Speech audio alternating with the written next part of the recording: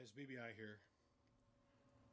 I want to stop and say thanks for tuning in and checking out whatever the video is about that's about ready to come up next. If you could take a minute and hit subscribe, I'd greatly appreciate it. And if you enjoy what you've seen here, make sure to hit the like button. We'd greatly appreciate your support. Anyhow, guys, all that aside, let's get on with the show.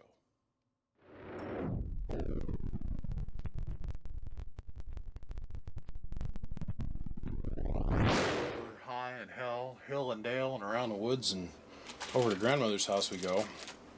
And I can't find the original video of this. I've been working on this now for, well, I worked on it for a couple days about a month or so back, and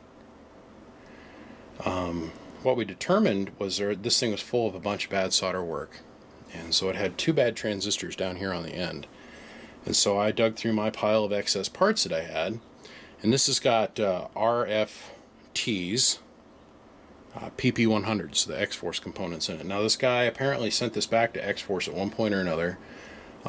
This is an old Carl built cabinet, which means it's got a good piece of heatsink underneath it. And he had some problems with it, and it had Toshibas in it at one point or another. He sent it back to Xforce, and when he got it back, it had PP100s in it. I do believe that's how the story goes. I'm not too sure, so don't hang me out to dry on that. And it was just a butch job. It was butchered in here. So I went through and I did the very small power wire upgrade, and I cleaned the cabinet, cleaned the board, and pulled these bad transistors out and replaced them. Well, I went and ran this thing. It was making great power, and I ran the thing for about, maybe 10 minutes or so, and this transistor popped. Now, here's the thing with the RFP, the PP100s, is we don't know what they are. Okay, when he started bringing these into the game, here's the old transistor. I saved all the old parts because I went to go working on it, and then I ended up having a miscommunication with the customer where I could not get a hold of him. Couldn't reach him. So I just literally set this thing on the shelf, and he finally reached out to me the other day, and I was like, "Oh, sweet, dude, it's glad to hear from you." And he's like, "Well, I've been waiting to hear from you." And I'm like, "Dude, I've been waiting to hear from you." And we had to have a very interesting discussion between the two of us. Anywho, the PP100s are a DEI, okay, with a different name on the lid.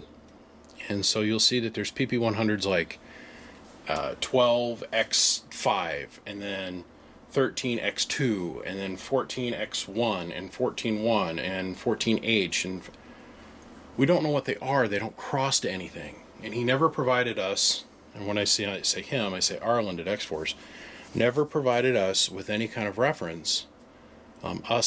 Every single other person, not just me, I mean every single other person in the electronics community, never provided us with a venerable cross, as into this part will cross with this part, and this particular PP100 will run with this particular version of PP100 will run with this particular version of PP100.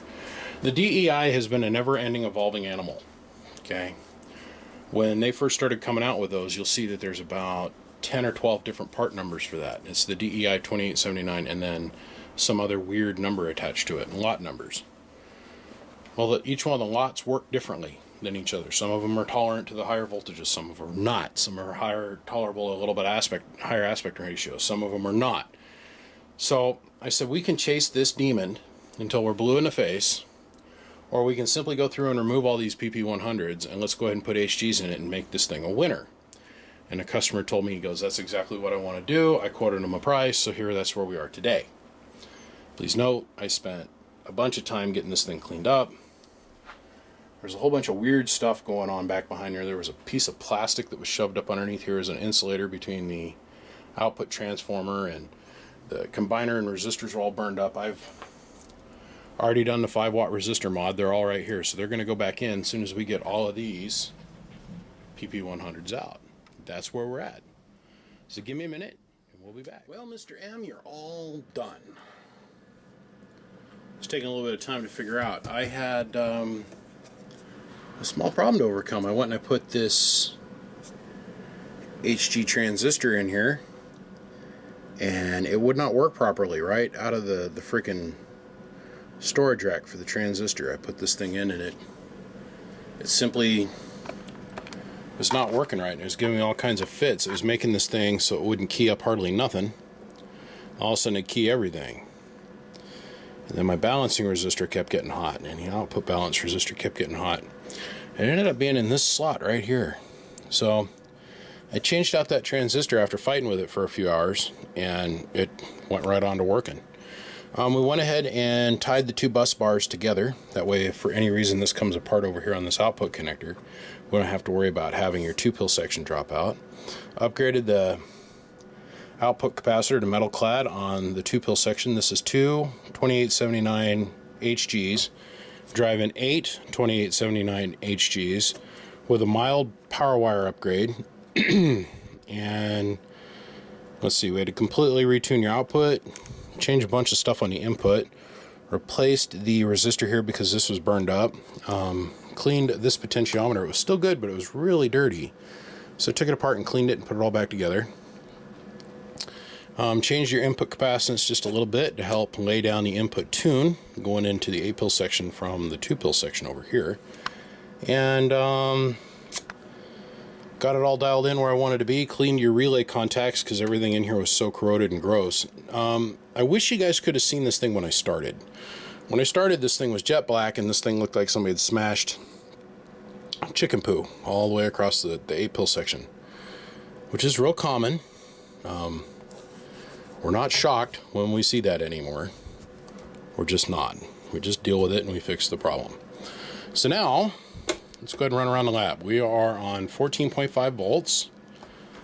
It's a 1,000 watt slug in 2X, 1,000 watt slug in average, 5 watt slug in reverse, going into the new Bird 10,000 watt dummy load.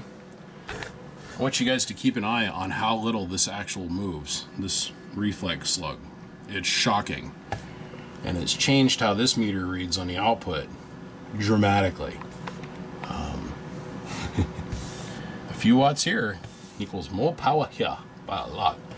Okay, so that's now reading about, maybe 1/10 of a watt for every 1,000 going in versus 1 watt for every 1,000 going in. That's what I've been dealing with now. Took a few minutes to get my head wrapped around because the old dummy load, for every 1,000 watts, I would get 1 watt, about roughly 1 watt worth of reflag. Just keep your eye on that meter. All right, so we're going to use 2950 and 5 watt slug between the 2950 as always, and whatever we're working on the bench here. This is an old Carl belt that got molested by the Arlen clan, and I guess molested would be the wrong term. It got modified by the Arlen clan and then beat up by somebody else. I don't know. And I get all the way down to the very end, I put the tin on it and go to run it, and your fans are dead. So you got 2 brand new fans, 2 brand new JMC high flow dual ball bearing brushless fans. So let's go ahead and run this in the off position for a second. Okay, talking through it.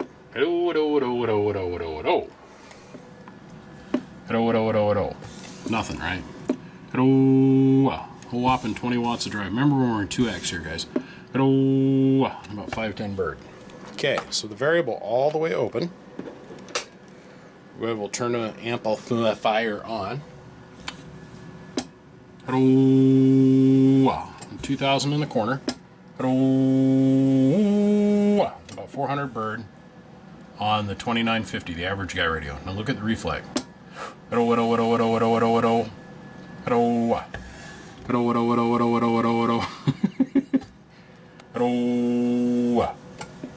bet if I switched over to the old dummy load, which I still have down there, I bet you that would come up to about 2 watts, and this would be probably about 2,400 watts in the output power, 2,300 watts of output power. Input tune. Pretty sweet. Okay, so we're laying that over in the corner. Now, let's shut off the 2950. Let's go over here and we'll turn on the derail radio, which is this piece of mini coax.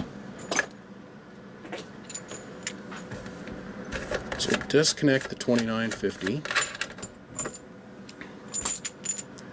And we'll hook up the derail radio and we'll see what we can get out of it for max bird. Remember, this is your hot shot bad boy kick-ass, frickin' latest, greatest radio on the market that makes it produce more bird than unnatural humans should ever see. So about 800 bird. About 1800 watts peak on the good old D-rail radio. So now that we got that all established, let's go over here and let me demonstrate to Mr. M what's going on with your fans. Now, don't be offended when I say this to you, Mr. M, but all your old screws, half of them looked like they were taken out of like the screw pile. We've all got the extra hardware pile. None of them matched, so I'm just going to go ahead and hook you up with all new hardware. That's it. JMC, dual ball bearing, high flow, very low noise. Fan off.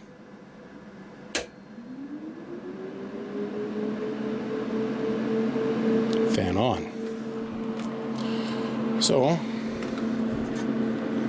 let's go ahead and disconnect the D-rail radio again.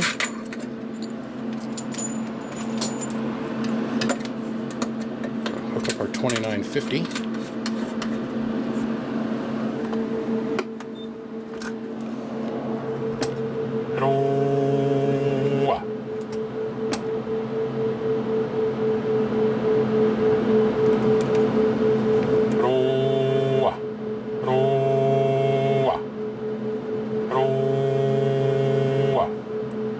Throw a little bit of a hammer out there, about 400 watts or so.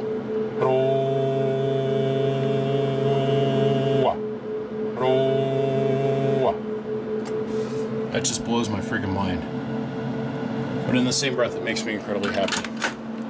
Well, Mr. M, this came in here very confused, gender confused, orientated not in the right direction as far as transistors were concerned, amplifier.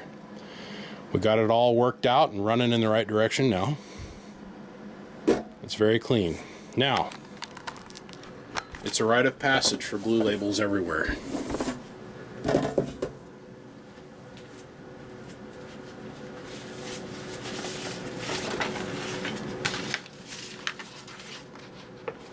The most coveted of coveted.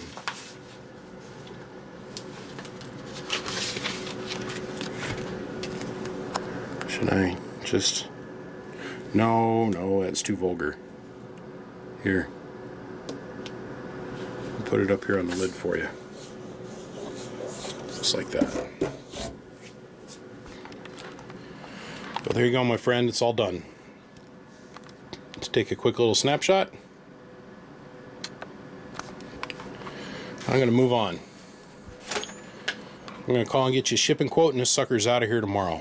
Mr. M, I appreciate your patience, and thank you for finally reaching out and contacting me. I don't know what happened there, man. We just couldn't get on the same page, but I'm glad you finally did give me a call, and, well, she's right, and you're going to get a lot of enjoyment out of this. It's going to last you a long time. About 30, 40 watts max is about all that you want to put into this thing, and it'll run like this. Well, I thought it was done. I get talking with the customer today. He's like, so, did you get sideband installed? I was like, no. So, now, my mission here is to add some sandstone resistance. Otherwise, wire around the ceramic embedded inductive resistors.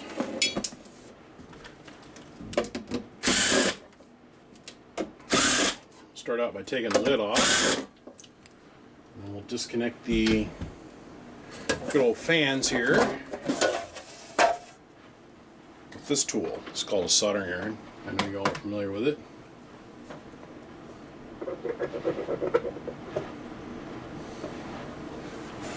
Take that off. We're going to set this aside.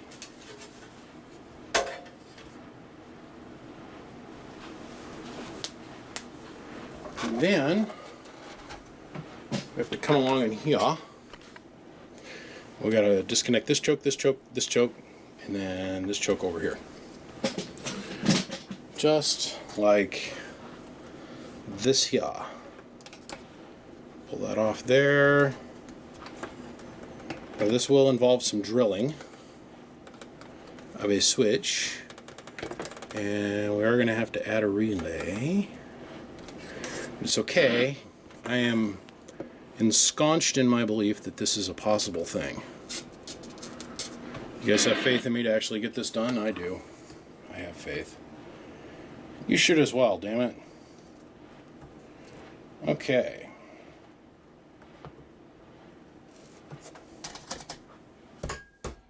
Next up.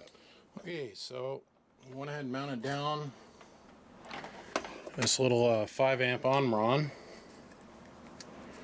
We're going to make it so that this Omron, and I gotta turn that down. There's nothing going on out there. A little bit of Mexico skip, I think.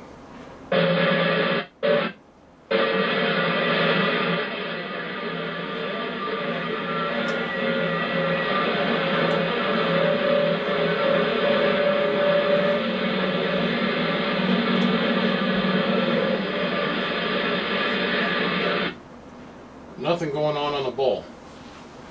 And I've got that, it's like a plastic welding plant or something in Mexico that I can hear. Puts a very distinct signal in my radio. So there would be some skip, but I don't think anybody's out there talking. Huh, interesting. Anywho, we're going to put a little snub diode on the relay. So what will happen is the RF will trip this relay, which will in turn fire this relay, which will help keep the amount of drive that is necessary to trip that super low. Let's grab some tools.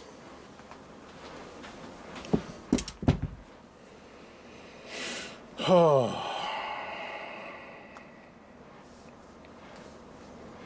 I got so many projects I got to do right now. It's not even funny. But all I can do is work on one at a time, you know what I mean? So, I want to make my positive rail on the outside.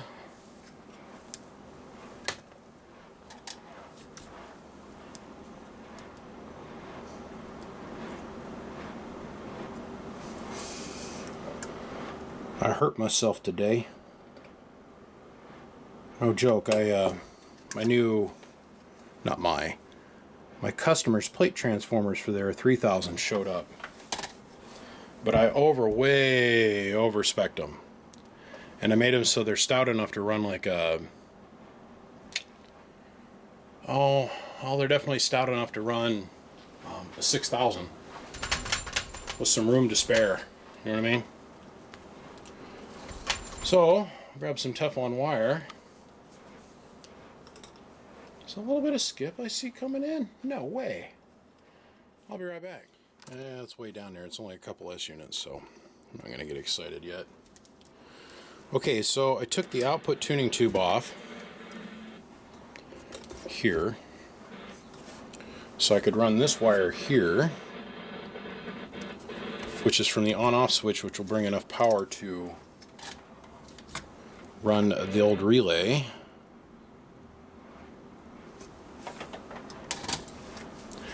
Then I need to get myself a capacitor for the sideband delay.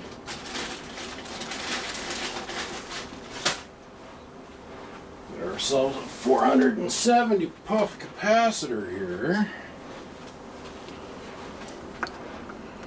I'll add that here. Makes sense?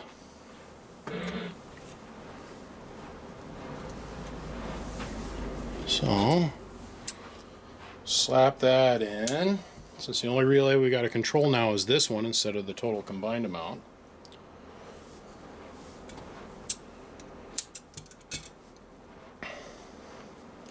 And guys, this is real important with bias. Well, at least with the sideband function. If you guys don't have sideband, it doesn't matter if you got a sideband switch. And it makes no difference at all if you got the switch. All that is a relay delay. It does you little to no good. So we'll throw that in here.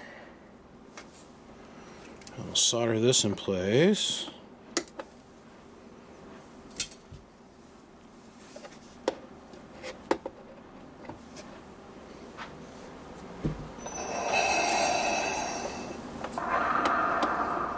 Trim that wire there.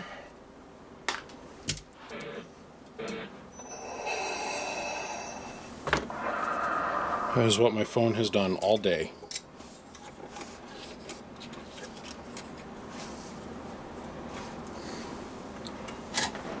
Okay. So run that there.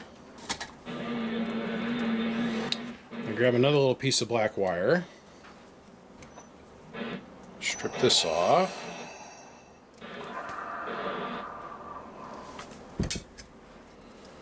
Tin this.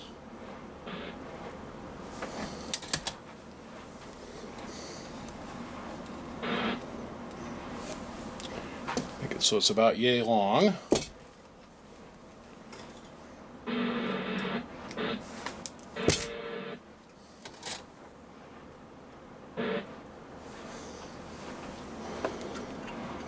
This up here, just like so.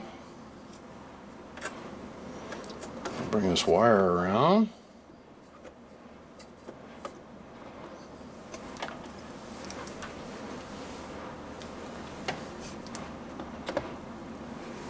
Tin that.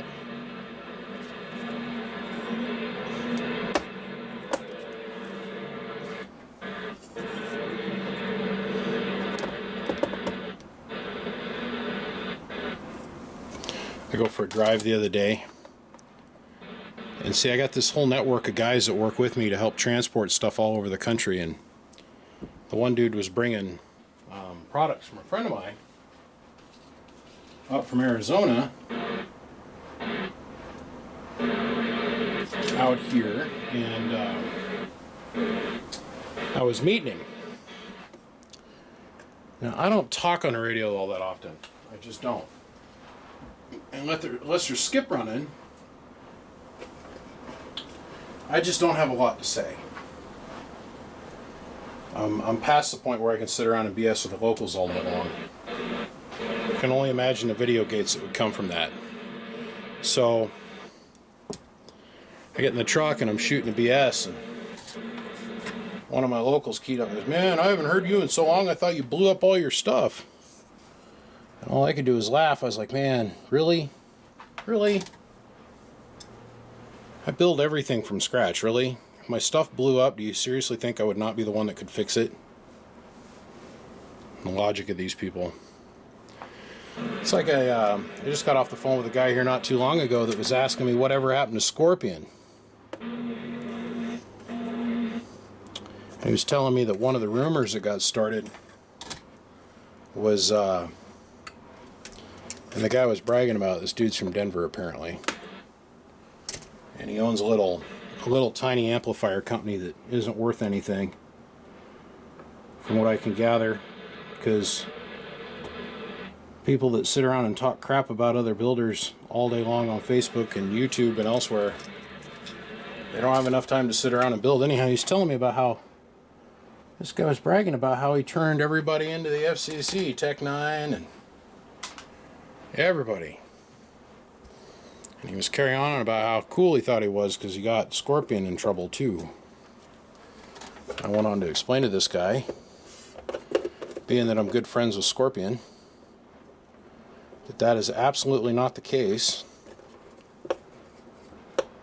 I think it's odd, man. I don't understand some people. What a dickbaggish thing to brag about. But then again, I see some of these dudes post on Facebook and I just shake my head like, wow, and you seriously think anybody's going to believe what you have to say? I feel bad for him. I want to give him a hug and say, no, try again. I know that you were failed in grade school. You're that kid that got beat up a lot in grade school and junior high. And if you ever did get to go to college, maybe you had some chick able to touch your wing wang at one point or another. I feel bad for him. I just feel bad for him. But it is what it is. People got to do things to try and sound like they're tough or they're important or they're involved. It just makes me sad. Because in the overall end run of things, they actually end up hurting everybody more than they do any kind of good. And they take from radio as a whole, which is saddening, but it's true. Okay, so now let's go ahead and run this little black wire along here. Just like so. We'll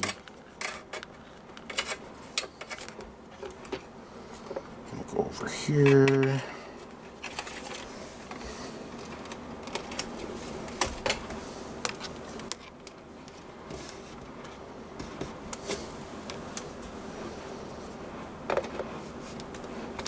Let's run down another ant business so we can make ourselves look better. In the eyes of who? Nobody respects that. Horrible, ugly logic.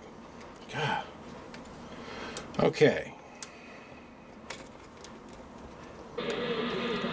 And just for the official record, Scorpion is now off working the Ultimo Dream job, working for the Ultimo Dream company, making insane money, doing very well, and providing for his family. Just for the record. Just so you all know, by the way. That skip's actually starting to come up a little bit. You hear that?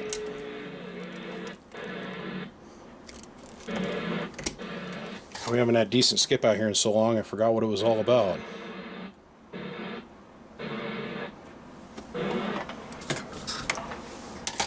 Alright, so this is going to be our SSB control. So we'll take a lead from our positive connection on our on-off switch over here. We'll run it over to our sideband switch, which will sit next to our on LED. And we'll bring positive current over and we'll charge this capacitor here in the corner, which in turn will let us slow down the disconnect function as the capacitor discharges on the relay to allow this relay to stay shut with the in-between pulses of modulation. So I'm going to go ahead and I'm going to set that up, and I'm going to set up the sideband bias as well. Shall return. Okay, well, we're all done. Got our SSB switch added here on the front. We've got our load resistors in place here. Also got another one over here on the 2-pill section. Got our little key-in relay over here. Now we're off to the races and running. So it's in 2X, of course, 1000 in average, 5-watt slug and reverse back from the new 10,000 watt dummy load.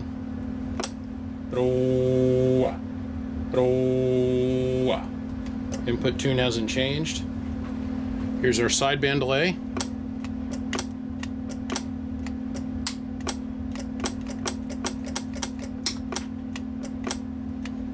And a little bit of delay is all you need to make it so you can smoothly talk sideband. Well guys, I've now wrapped on this video now twice. This will be the second time around. So sideband bias added. Gentlemen, my name is BBI, and without a shadow of a doubt, I am the biggest mud duck in Idaho. Come check us out, www.bbiams.com. That's where the address is at, phone number, all that contact information. I don't do a lot with my webpage. I don't have a lot of time to sit there and screw around with the internet for the most part.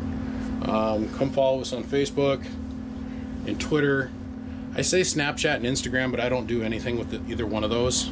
It's primarily Facebook and primarily Instagram. So on that note, Twitter. Every once in a while I'll tweet something. I don't know, it just sounds lame to say tweet. Not my thing. On that note, I gotta go. I'm gonna put the tin on this thing and get this ready to go to the customer. Gentlemen, I appreciate y'all tuning in. Make sure to click subscribe. Do me a favor. Give me a thumbs up if you like what you've seen. I'll see ya. Bum bum. Bye.